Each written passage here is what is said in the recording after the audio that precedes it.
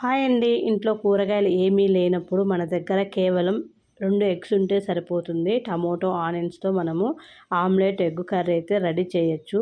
అది ఏ విధంగా తయారు చేయాలో ఈ వీడియోలో అయితే చూసేద్దాం. ముందుగా ఆనియన్స్‌ను 2 కట్ చేసి ఈ విధంగా ముక్కలైతే చేసి పెట్టుకోవాలి. అలాగే టమోటోలు 2 తీసుకొని ఇలా ముక్కలుగా కట్ చేసుకోవాలి.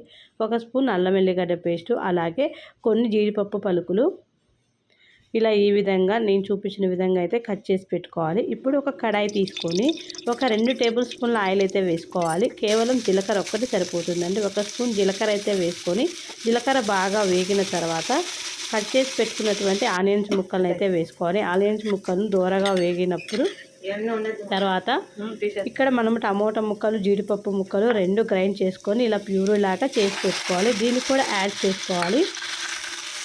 ఆనియన్స్ను దూరగా వేగిన తర్వాత ఇప్పుడు మనము టమాటా ప్యూరీ వేసి బాగా కలుపుకోవాలి.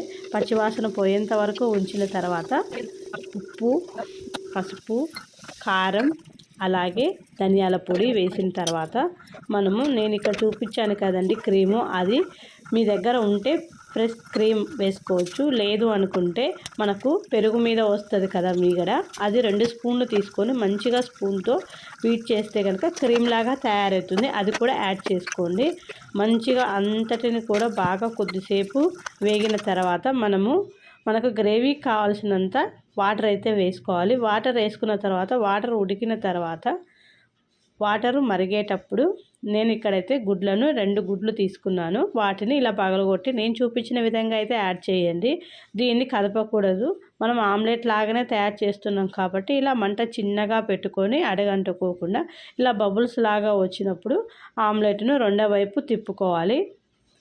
నిదానంగా అది చెదిరిపోకుండా ఇలా తిప్పుకుంటే మనకు ఆమ్లెట్, ఎగ్ కర్రీ అయితే రెడీ అయిపోతుందండి. చేసుకోవడం చాలా ఈజీ, టేస్ట్ మాత్రం సూపర్గా ఉంటుంది. ఇది అన్నంలోకి, అలాగే చపాతీ, బిర్యానీ దేంట్లోకైనా మంచి కాంబినేషన్ అండి. Egg omelette curry. ఇక్కడ కొత్తలాడిపోయి ఆయిల్ సపరేట్ అయిపోయిన తర్వాత మనకు ఎగ్ కర్రీ అయితే రెడీ అయిపోతుంది. నేను పూర్తిగా చల్లారిన తర్వాత వీటిని లంచ్ బాక్స్కి అయితే సర్దుతున్నాను. చాలా ఈజీ అండి, చాలా త్వరగా అయిపోతుంది. కేవలం 10 నిమిషాల్లోనే మనకు ఈజీగా అయిపోతుంది. ఇంట్లో ఏ కూరగాయలు లేనప్పుడు చూసారా, నేను ఇందులో కరివేపాకు కానీ కొత్తిమీర కానీ ఏది యాడ్ చేయలేదు. కేవలం టమోటో, ఆనియన్స్, ఎగ్ ఇవి మాత్రంతోనే నేను ఈ కర్రీని అయితే చేశాను. చాలా బాగుంటుందండి లంచ్ బాక్స్లోకి. మీరు కూడా తప్పకుండా ట్రై చేయండి.